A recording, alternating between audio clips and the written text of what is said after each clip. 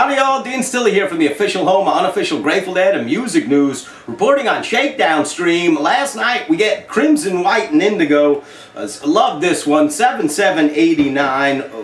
One of my favorite shows that I attended. It's got to be there in the top 5 or 10 that I attended. This one was a great one for so many reasons, and we'll talk about it. I was thrilled when this initially came out on video. Just because of the multitude of good memories I had from the show. Remembered so much of it so vividly. There we are. The show before this on summer tour was in Buffalo, so for the 4th of July, and then we got a couple nights off. That didn't happen very much on summer tours. Pretty much a show and you drive, a show and you drive, a show and you drive. That's how it went. You got 2 nights off. Some folks went to Niagara Falls, and some folks went camping. Some folks just went to Philly. Back then, pretty much the lots, they were open. You were allowed to camp in the lots. So by the time we got there, sometime on the 6th, the lot was packed. The party was in full gear. The powers that be were letting it happen. There wasn't a lot of police activity and people interfering with a good time. They were pretty much letting it happen, and we were loving it. Everything worked out just right for me. I'll never forget, I'm walking into the venue that night. I'm walking towards the entrances there. So if I look down to see a ticket, I pick it up. Holy cow, just scored a ticket mail order. That's a couple more steps. I picked up a couple more tickets. Someone must have dropped all the tickets they had for a summer tour on the ground. Some of them were stepped on, and I couldn't believe it. I scored 1 ticket for every night of the tour through Cal Expo. What a score. Unbelievable. So I have friends on social media that were there with me when this happened. They can verify that story. But walking into JFK, I ground scored 1 ticket for every night of the whole summer tour through Cal Expo. I wish the Greeks were in there too, but anyway, they weren't. I sat there for 20 minutes at the gates saying, did anybody drop tickets? Did anybody? Everybody came up to me naturally. Every single person came up and said, they're mine, they're mine, they're mine. Nobody could tell me what it was that they dropped. It's a pretty easy answer. 1 ticket to every night on the tour. I'd happily return those tickets to the rightful owner. Anyway, they were all set up there for me as that kind of night. Ground scored 1 ticket to every show on the tour. And I was going on the whole tour, so that was perfect. It might have been the first time I ever had tickets in advance for much, other than New Year's shows. Anyway, we get inside the venue. I'll never forget where I was. I was right there on Garcia and Brent's side. This is back on the floor. The big speaker stack, I'd planted myself right in front of there. Our whole crew was there. As they get this thing started, Hell in a Bucket. It seemed to start before the band did. It seemed like people were they were talking to each other and fiddling, and before you know it, Hell in a Bucket was going on. It seemed like it started before the band did. So we got the motorcycle sounds and shit. This is going to be good. As Ico's up next, and I loved it. Garcia always sang this one so hard. I loved listening to him singing this. He just sang it emphatically, and this was no different. This is a band in good form. The Rooster, this night was an exceptional one. Sometimes that song just came and went. It was exceptional on this night. And for young people that listen to the music, so when you're listening to recordings and you hear some incredible slide, the chances are that's Garcia that you hear. Just so you're aware, that is, if the slide is really good, it's usually Garcia. And there you go, Garcia, he's killing it. Brent gets his verse and kills it. I love when Brent started taking the verse in Rooster. I thought it was great. He kills it. This is great stuff. Weir has a pretty good go at his slide solo there during Rooster, so he gives that one a good go. After that, when Garcia's solo kicks back in, you just hear that sound. It like restores order to the musical universe. Like instantly, your physiology changes when you hear Garcia take his part back there, start his solo. This is good stuff. So Ramble on Rose you get next, and that one's fantastic all the way through, really. Mickey lighting it up throughout. Really, I could watch Mickey cams for these tours and just be thrilled about it. He back there swinging sticks, and up there on the kit, he was just ferocious. And all the way through, I loved seeing Mickey. He was lighting it up. Everybody is in fine form. Audience and band members alike are having a blast on this one. So Memphis Blues, that one sizzled all the way through. Coming into it, Weir seemed like he had some problems or something. Garcia, he goes back and plays the intro lines again. The band follows him, gives Weir a little bit of time, buys him a few seconds to do whatever it is that he's got to do, and it seemed like he got to it just fine. I love Memphis Blues. We're smoking eyelids, we're punching cigarettes. This is great stuff. What that spot that for a little bit we got Ballad of a Thin Man in, that one never got a whole lot of play, but I thought Weir on Ballad of a Thin Man was great. I wish that one would have got more play. For whatever reason it didn't. The Memphis Blues, that one, it sizzled. So Mickey doing facial gymnastics during that one. He was very animated throughout. You get Loser up next. Loser was good. Let It Grow, I start wondering during Let It Grow, there's so much sound being made, there's this furious amount of energy and momentum, and I was wondering at points, could you even stop this if you tried? It just sounds like a boulder moving down a mountain. It just seems like you couldn't stop it if you tried. It's moving forward so powerfully.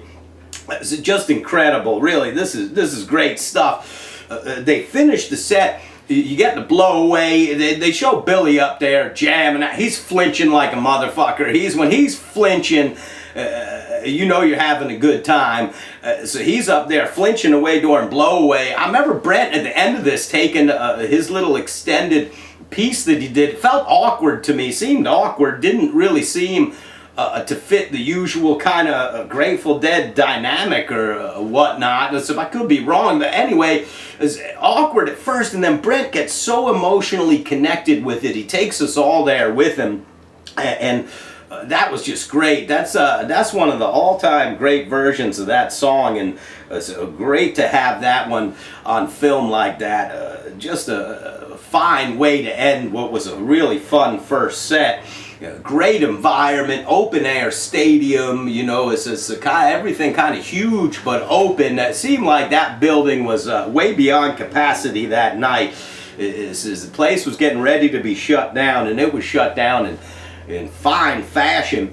Come out for the second set. This all just seemed perfect to me. Everything just kind of seemed to fall exactly where it should be. You get Box of Rain to open it up. Absolutely love that. Garcia's backups on that and stuff, just incredible all the way through. I love Garcia's backups on everything, but there's those times where his voice comes through, and really it just always puts my compass right to due north. And so Box was great, right into the Scarlet. The Scarlet's amazing. The whole thing is just, this is a well-oiled machine moving at Mach speed through space, and we're all there benefiting from it. It's a Heart of Gold band. Garcia's emphatic D at the end of that band. I'll never forget it from that night forward. Band.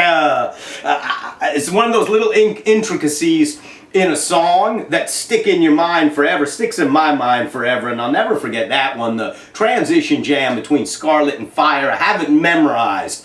I've listened to this so many times. I have that memorized, that little piece, Garcia, ring, ring, ring, ring. I have that whole bit memorized. I've heard it so many times. Just this unique and incredible jam in the transition that ultimately is going to become Fire. They show Brett over there. He's just looks like the cat that ate the canary. Looks like he's pulling off a crime, and he's absolutely loving doing so. And indeed he is. He's taking part in stealing a lot of faces. There's no doubt about that. This is great stuff. During Fire, I can't tell you how many flavors of happy I was experiencing during Fire. Just amazing, amazing. One of the best Scarlet Fires that we've got to experience from this band in their history. It's got to be on the top 10 list. I don't know. We could talk about it. It's, just because I said it doesn't make it fact, but this is a good one. Estimated's up next, and the song choices are just right. The execution is nearly perfect, and this one, Weir's just killing it. This is Weir at his best. This is Weir at his best. Nothing bad. Weir at one point during Estimated, he makes his own nipples hard. He's so good on this one. This one, he's just killing it. The most interesting thing about this, at this point, I started texting back and forth with Oteil about the music and the show, and so this is blowing my mind. I'm having a surreal moment where I'm reliving this incredible night from my past, and with so many vivid memories. And then one of my pals from the present, who's playing in Dead and Company, and said, we're talking about the music, texting back and forth. Great job on the pre-show by Oteil, and we're communicating and talking about the music and the execution, the spiritual factor, just all of it. And I'm thinking, this is one of those moments where you just think, man, my life is so blessed. I give zero, that's why I give zero fucks what people think about me or what I do. As blessings have followed me my whole life, from picking up that line of tickets, walking into that place, and here I am experiencing that night again with a dear friend, texting back and forth, talking about the music and the complexities and the spiritual qualities and characteristics of the whole thing, with somebody in my life currently that's creating this stuff in a big way, and that just really blew my mind. One of those moments where you just realize, really, I'm blessed. Standing on the Moon is next. Standing on the Moon. I remember this, Brent, all kinds of crazy keyboardy shit. He's all kinds of crazy sounds throughout this night. And I remember during the show, you're wondering, I don't even know if this shit is really being played. Maybe my mind is adding to the music. Maybe I'm participating and making up some sounds. And one of those shows, like, I can't wait to hear this one again and see if all that shit I thought I heard is still in there when I hear it again. Drums in Space was great. The Stand on the Moon was relatively young then. We hadn't had a lot of it at this point. Relatively new, and just a great one for Garcia. Just outstanding. They just end it. It goes. We start with Drums in Space, and both are great. There's the magic is all over the music. The space. It was one of those spaces that, spaces have so many different qualities and characteristics, and I guess they can be very personal. Just because I have an experience doesn't mean that happens with everybody. Vice versa, but. During this was one of those spaces. The other one, it was the other one early and often. It was all over the space from the beginning. But this was one of those spaces that seemed like it was only capable of forcing edifying and beneficial thoughts through your mind. It's some of those spaces that can be kind of spooky or creepy or make you go way introspective, or as a culmination of the environment and the sounds and your own personal chemistry and physiology and all this stuff, the crowd around you. But on this night, everything was just right. And as I listen back to it, this is one of those spaces that can only force beneficial thought through your mind. I felt like came out the other end smarter than I was at the beginning of it. This is the kind of space that built people up. The other one, early and often all the way through, and holy other one, I mean, this one is a ripper. At one point in that, I'm like, I have no idea where all these sounds are coming from. It sounded like 15 instruments were making this stuff happen. I mean, it was intense, and the music was just ferocious. This is just great. The magic is all over the musicians, and the music's playing the band. We're all there having the time of our lives and reliving it 31 years later with the same kind of really feeling about watching this one for the 100th time. Wharf Rat's up next. Wharf Rat's absolutely beautiful. Garcia, just cool as ice all night long. I mean, he just really just had the right amount of shadow over his eyes, and just cool as ice all. Every time the camera panned to Garcia, he looked like he was well aware of the magic that was happening, and he was thrilled to be creating it.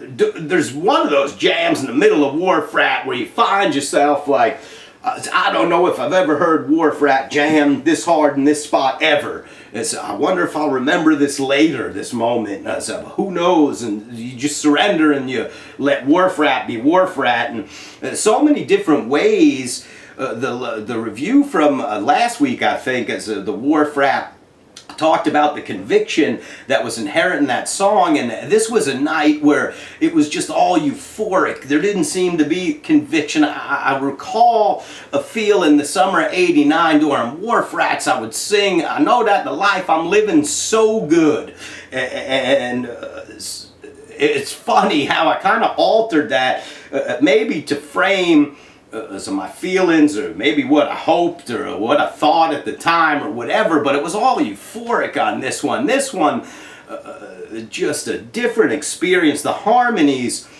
unbelievable. Really, if you listen to Dead and Company after you listen to something like that, in comparison, they're like those wind-up monkeys with the cymbals. In comparison to that, you realize that the harmonies on Wharf Rat have become atrocious. But back in these times, when you had Garcia there and Brent, boy, these harmonies were incredible. Really unbelievable how that jam moves the way it does. Love Light, that seems to be the perfect way to close things. Boy, this is a classic exit from Space Out, you know, getting the other one, Wharf Rat, Love Light, and Weir's outstanding on the Love Light. Really, at one point they show Mickey. Mickey, he's pissed at his drums. He's pissed at the kit. He got a pissed face on. When Mickey's got a pissed face on, you're having a good time. When he looks pissed at his equipment and he's killing it, you're having a good time. There they go. They take the Love Light. They take that one for an extra walk around the block at the end. I don't think they wanted the song to end, the moment to end, the night to end. So let's take this one for another ride. It was hard to put this one to a close because everything was just right.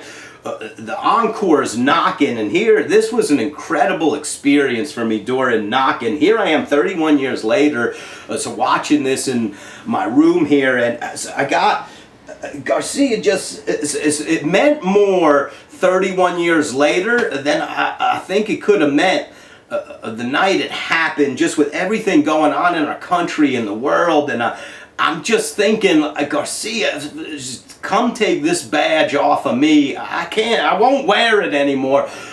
It's getting dark, too dark to see. I lost it emotionally at this point with everything going on, and each lyric delivered by Garcia just was hitting me deep, put my guns in the ground. I just started crying here in my room. I felt more connected, and the moment felt more relevant last night than possibly ever. And I fell out here. I just sat there and cried and thought, man, this is a deep moment, and this is what it's all about. It got incredibly cool and drippy in the middle there. Might be the best knocking ever, as I don't know. But that's a great one. It just really touched me so deep last night. And as one of the things that we were thinking about, when I was talking to Otelia, he had mentioned possibly a podcast. They talked on the pre-show. Go back and watch that if you haven't seen it yet. And Oteil's incredibly interested in trying to get our community together and to continue with the conversation that exists for racial equality and human rights. And so he wants to continue with that conversation, that message, considering starting a podcast or something like that in order to keep that conversation moving. And I think it's important for our community. I think our community is strong, and we have a lot of incredibly intelligent people involved in it, and activists and stuff like that. And I think if we handle this thing properly, our community could be responsible for really helping to make a great change in a lot of areas that need change. And if I could give any message as I close this thing out, it would be, let's do our best collectively to whatever we do it in love. If you're protesting, do it in love. I understand the anger that exists, and rightfully so. We've got to try to keep love at the center of our actions. And sometimes when we organize and mobilize and stuff like that, we can get very angry about it, and with good reason. There's things that people should be angry about, but anything done in love is going to be abundantly more effective than things that are done out of maliciousness or hate.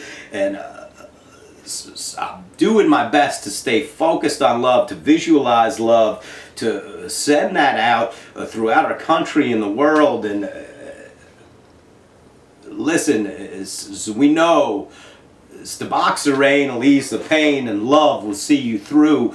And that's indeed what will see us through. I hope as this thing moves forward, we stay centered and focused in love. We send that to the communities that need our help and support. And as we get ourselves together and participate as people trying to make change, I hope that we're always doing it with a heart full of love, because there's no doubt that will always be the most effective way to go about change. Sometimes we do need to be aggressive, and we do need to act and pursue things properly, but with a heart filled with love, you become an unbeatable force in the world. It can be very difficult and challenging to do when the circumstances around you make you want to feel anything but love. But anyway, there it is. I'm not going to go on and on with this. I think I probably already did. I love you forever. I'm excited. Next week we get 511 91 Shoreline. I was indeed present at that show. You get a due, so any show with a due I'm thrilled about.